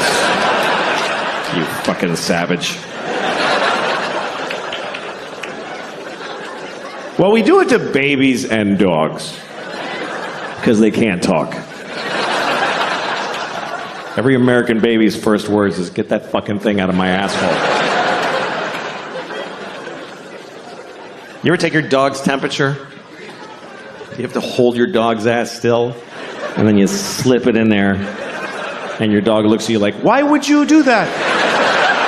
Why would you do that to me? And you're like, I could never explain it to you. But I need to hold it here for 60 seconds.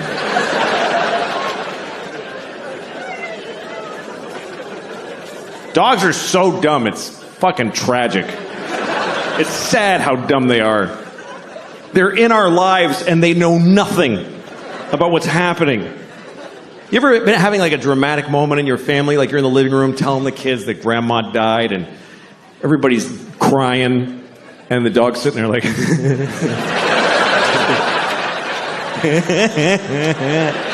I know you. They're so stupid. Incredibly stupid animals. They don't even know their own lives. They can't even handle their own lives mentally. You ever throw a ball for your dog and your dog gets the ball and brings it, and then you throw the ball again, the dog brings it, and then one of the times you throw the ball, the dog looks at you like, I didn't see what happened. I'm sorry. I don't know anything now. Please help. So you point at the ball. There it is. It's right there. It's right there. And the dog just looks at your finger. Because there's just no way he's going to get this concept that there's an invisible line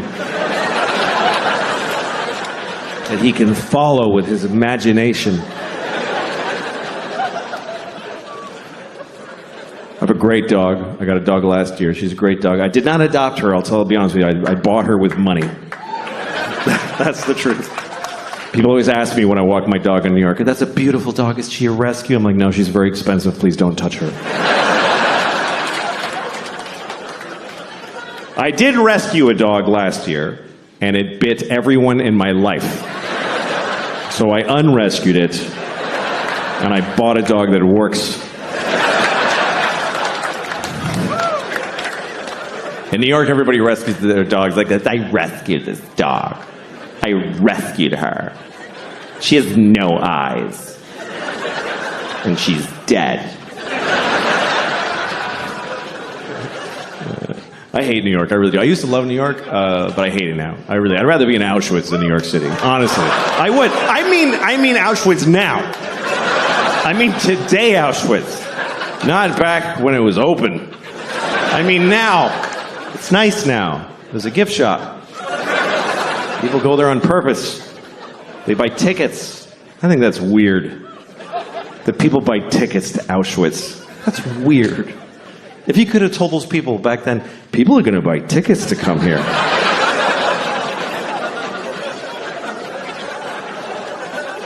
Yeah, wrap your head around that. Jew. That's, all right, I'm sorry. I'm sorry, never again, I promise. That's what we say about the Holocaust, never again. Because they killed 6 million Jews. If they only killed like 10,000, would it be like, okay, 2 more times? And then taper off, because it's a little much. I'll tell you, I went to Auschwitz. This is a true story. I actually did go to Auschwitz because I was doing shows in Poland. Because I had to go to Poland to do shows. So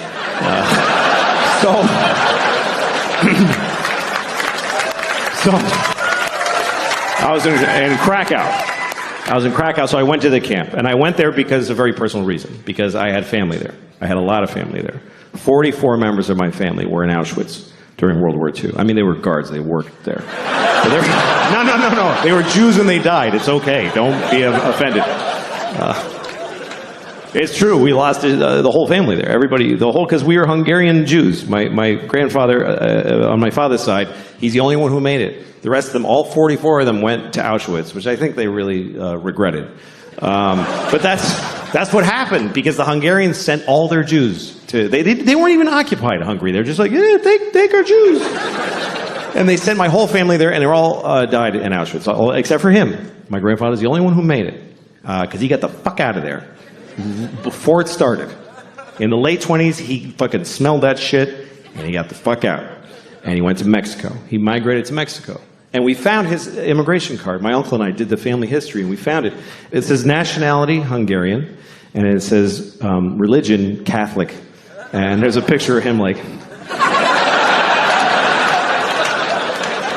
He's like, fuck it, they don't know what a Jew looks like in Mexico. That's where I'm going. And that's why I'm alive, because he made that choice. It's also why I'm not Jewish. He was like, Jew schmoo, we're not fucking Jewish. Somos católicas. That was my abuelito. Became a fucking Mexican fast. That's what happened. That's how he made it. He's a fascinating guy, my grandfather. His name was Geza. That was his name. And he had a brother named Geza. It's weird, but I looked it up, and here's what happened. His parents had a baby, and they named it Geza, and it died. The baby died. So they had another one, and they just said, fuck it, Geza, let's just do it again. Because that's what it was like. The babies died. It was no big deal back then. It was just like, yeah, that was a shitty baby. Let's do another one. Why'd your baby die? Because it sucked. Why does any baby die? At least we found out quick. Fuck it. This one's good. That's what it was like forever until recently. The human race was all the good babies, and the shitty ones, that's just the way it works. It's not like that now. Now we save every baby. The shittier the baby, the bigger the effort. Because we love it. We love saving the shitty babies. There's always a documentary. Look at this baby. He's a fucking mess. Do you see that shit? We're going to save it. Make it live. And the baby's like, please don't.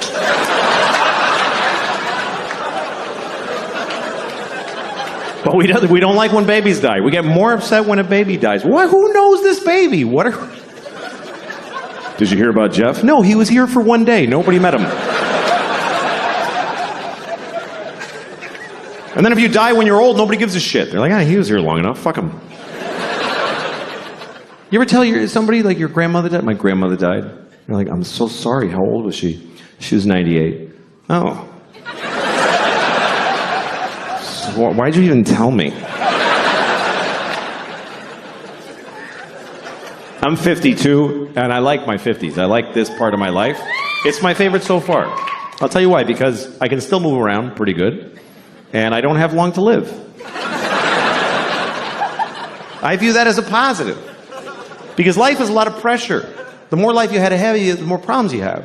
Like if you're 20, you might have 70 years to try not to be homeless or alone during. But I got maybe 24 years left. I can handle that. Like, that's an amount of time. I'm like, yeah, I can fucking do that. I can cover 24 years. And it gets easier every year less that I have. Like, I bought a winter coat the other day. I was like, this is my last coat. I don't need a bunch of these. It gets easier. I used to think I need to find a woman who will be with me forever. I need a string of girlfriends at this point. Just a few more I need 3 women in their 40s to get me through my 50s. And 2 in their 50s to get me through my 60s. And then when I'm 75, 21 years old. That's when I'm doing that. 21, she gets the rest of my money. Just blow me to my grave and keep the change. That's the offer on the table for anybody who's 21 when I'm 75. She hasn't been born yet, but we'll see what the new crop brings.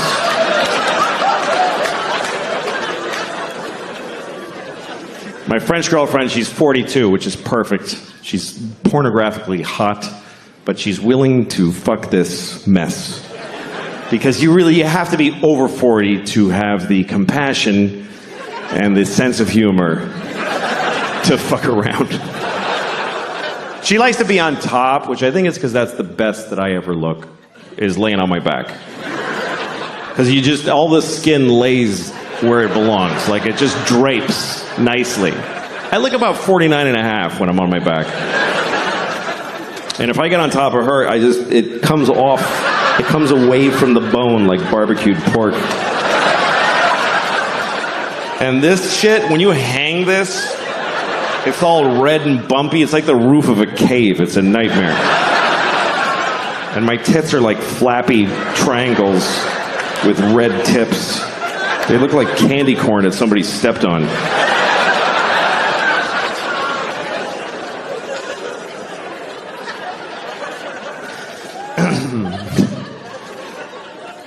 But it's nice. It's nice having a girlfriend. It's better than being married because, with a girlfriend you can switch. And marriage is, that's hard. I feel bad for people that are in a bad marriage. If you're in a bad marriage, by the way, you know what you should do? Just stay home. Don't make people, just self-quarantine. Don't make people fucking look at you. You know those couples that come over for dinner and they're holding a gun to each other's heads like, hi, thanks for having us. Fuck. There's always that awful moment at dinner. One of them's like, we saw that show on Wednesday. The other one's like, it wasn't Wednesday. We're gonna fucking puke because of your life. Oh, that's bad. I was on an airplane one time, and a married couple came on, and they had been sat separately. There was some mistake, so they're trying to figure it out. And the woman, she's supposed to sit here, she comes up to me and she says, would you mind moving so I can sit with my husband? And he's behind her, he's like...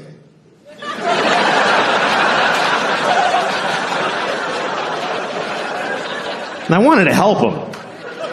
But what am I going to say to his wife? Just, no, I won't move. Then I have to sit with her. So I just got off the plane. I didn't go on the trip. I got off the plane, and it took off, and it hit the World Trade Center. So that was... Yeah, that was bad. I'll never forget that day. Fuck, that was so unnecessary. That was wildly unnecessary. I don't know, man. I'm sorry. I'm fucking mentally ill. I don't know what it is. I've been thinking about this. I think the thing is, I think I learned too early in my life that when I say something and people get angry, I just like how that feels. I don't know why, but I learned it too early. I think that's the problem. I learned that when I was 6. That's too young for that kind of, I learned all the bad words when I was 6. I learned them all in one day from this old dude who hung around our neighborhood. I don't know if he lived there or what, but there was this old dude with a shitty coat and a dark tooth that was always walking around my neighborhood. And if you were a kid walking alone, he'd walk up and, hey, talk to you. Because it was the 70s. You could just walk up to kids and talk to them. Now you can't even fuck them. It's crazy how things are. I'm sorry. I know it's wrong to fuck kids, by the way. Just to be clear, I know that fucking children is wrong. I don't even need to be told. I just know that it's wrong. I would know it was wrong even if it was popular. Even if people were like, you should fuck kids, it's great. I wouldn't do it. Even if kids came up to me all the time, you should fuck me, I like it, I wouldn't mind at all. I would say, no, thank you, young man.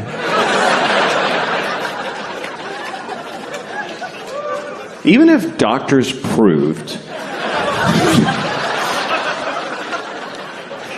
that it was beneficial to the health of children to fuck them, I wouldn't do it. I wouldn't fuck a kid to save his life. That's even if somebody said to me, if you fuck just this one kid, then no kid will ever get fucked ever again. I might have to fuck that one kid. That might be the right thing to do. I'm saving all those kids. Oh, I'm saving them all. Not you. Not you. You're the last one.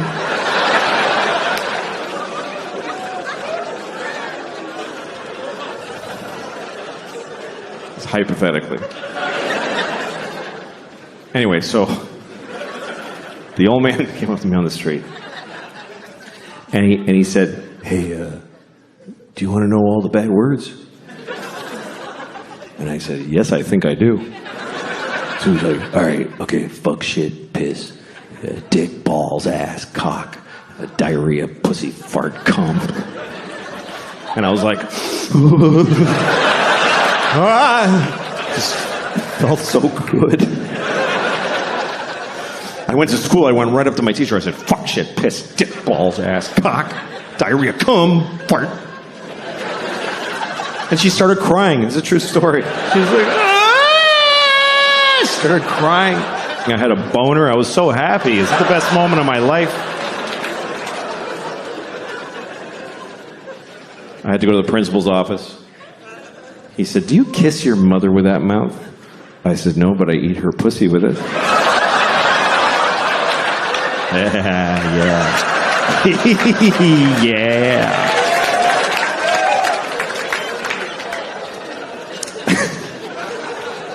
Anyway, relationships are tough. That's what I'm talking about. I used to date a woman who was a vegan, so I had to fuck her with my dick substitute. And remember when meeting a vegan was weird? Remember when that was like a strange thing? Like, oh, what is that? Like, you probably met your first vegan in the 90s. You had like a dinner party, and somebody brought a vegan. And they said, just so you know, I'm a vegan. And you're like, I'm sorry, you're a vegetarian? And they're like, no. Like, all right, what is the thing? And they tell you all, okay, yeah, I have no food for you. You can eat a napkin and shit paper, I don't care. But then you met another vegan, and you're like, oh, okay. And then now they're everywhere. Now, who cares? There's several vegans in restaurants and whatever. It's kind of like gay people, sort of a similar trajectory of growth and acceptance in the culture, you know? Gay people and vegans have a lot in common. Like, they both have to tell their families at Thanksgiving. That's when they have to tell them. And Dad gets angry.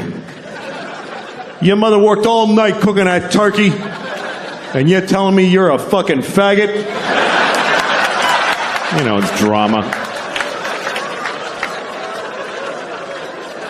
But those are the old days. Things are better now. I think it's pretty amazing when you think about it. The people used to say that being gay was wrong. Pretty recently, folks used to, like most people used to say that being gay was wrong. Of course, it's not wrong to be gay. I mean, it's pretty gay, but it's not wrong. But that's what people used to say. And now nobody says that. And I think that's a positive change. I think that's a good thing. Although I do wonder if there are gay people who miss when it was wrong. Maybe there's a few who miss when it was, because wasn't it a little more fun when it was like, this is fucking crazy? Like, didn't that give it a little zhuzh? I could lose my job. Oh, fuck. Because now they're like everybody else, which is great. And they can get married. That's terrific. But is that fun to fuck your husband at your house? Wasn't it more fun to be in an old nightclub at 4 in the morning? Like, I'm breaking my mother's heart. Oh, yeah. I don't know. I don't even mean just gay people. Just some people like when sex is a little fucked up, you know? Some people like when sex is a little fucked up. All right. No. All right, you want to talk about it? Should we talk about it? All right. I don't mind talking about it. Okay. Here's what I'll give you some advice. Here's some advice that really only I can give you. Here's my advice. If you ever ask somebody, can I jerk off in front of you? Just let me finish. Let me finish what I'm saying. Fuck. Okay. If you ever ask somebody, may I jerk off in front of you? And they say yes. Just say, are you sure? That's the first part. And then if they say yes, just don't fucking do it. Just don't do it. Because look, whatever you're into, okay? Because everybody's got their thing. Whatever your thing is, I don't know. You all have your thing. I don't know what your thing is. You're so fucking lucky that I don't know what your thing is. Do you understand how lucky you are? That people don't know your fucking thing, because everybody knows my thing. Everybody knows my fucking thing now. Obama knows my thing. Do you understand how that feels? To know that Obama was like, good Lord.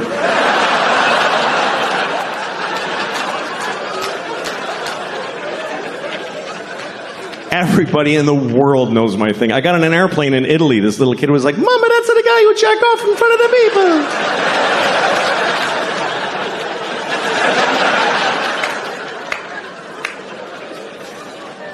So whatever your thing is, I don't know what it is. Maybe you can't come unless you have your father on speakerphone. Whatever it is.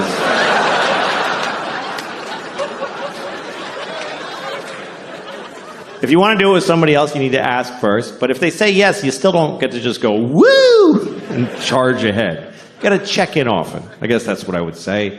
Check in. Because it's not always clear how people feel. Like, men are taught to make sure the woman is okay. But the thing is, women know how to seem okay when they're not okay. So you can't just look at her face and be like, yeah, her eyes are dry, we're fine, let's just keep going. You got to check in. Because communication during sex can be very confusing. Like, sometimes you're with a woman, you're having sex, she's making noises, she's going like, ooh, ah, and you're like, oh, she loves it. Not necessarily. Sometimes they're making those noises just to get through it. Because it's easier to go, ooh, than to say, I hate how you fuck me. Honestly, it's awful. So she goes, ooh, baby. It's kind of like a Negro spiritual. It's sort of similar. So to assume that she likes it is like if they heard slaves singing in the fields and you're like, hey, they're having a great time out there.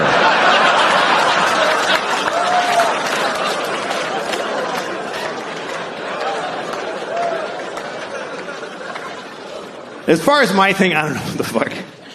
People are like, why do you want to do it anyway? Okay, I don't know. I like jerking off. I don't like being alone. That's all I can tell you. I get lonely. Where is everyone? It's just sad. I like company. I like to share. I'm good at it, too. If you're good at juggling, you wouldn't do it alone in the dark. You would gather folks and amaze them.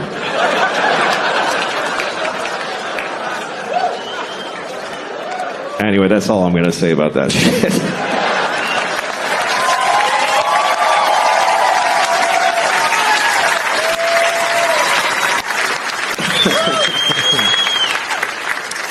Well,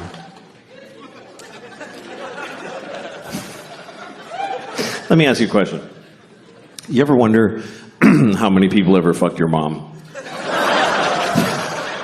We're almost done. You're doing great. This is important to me. You ever look at your mom and go like, Mom, how many dicks? Just how many? I lost my mom, so those are the things I don't know, so I'm curious. I don't feel like a lot of dudes fucked my mom. Not because she's like pure, but because I don't think so. But I hope it was as many as she wanted. That's what I hope. I hope she got all the dicks she ever dreamed of because I loved her. I hope at the end my mom was like, that was plenty of dicks.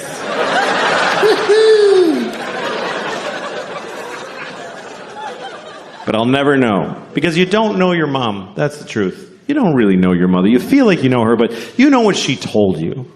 She didn't tell you shit. You don't tell your kids your life. What did your mother tell you? I won a swimming medal when I was 12. She didn't tell you, like, I used to fuck this guy at work. It was amazing. She didn't tell you that. Think about your mom's life story as she told it to you. There's huge holes in that story. Like, well, I graduated when I was 22, and then I met your father when I was 35. Feels like a lot of dicks would fit right in there, Mom. You know those movies where a mother and a daughter switch bodies? You ever seen a movie like that? It's always like Freaky Friday, some Disney comedy where a mother and a daughter switch bodies and then they're like, whoa! Then they have to water ski and be in a rock band together. And then they switch back and they know each other better. That's the formula. I think they should make another one of those movies. But it should be about a mother who switches bodies with her son. But it's not a comedy, it's a drama. Like a medical affliction. They're upset the whole time. She's in the bathroom in the morning. I'm holding my son's penis. It's confusing. And her son is in her body. He's like, I don't want to be my mommy anymore. I don't like how it feels.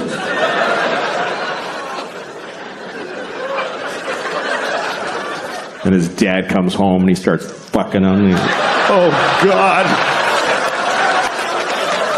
What's happening now? I don't like this. But I don't want to say no to my dad.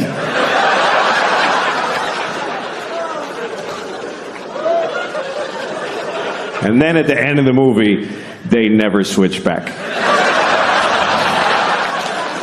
You guys were great. Thank you very much for coming tonight. It was a pleasure talking to you. Get home safe. Thank you very, very much. Good night.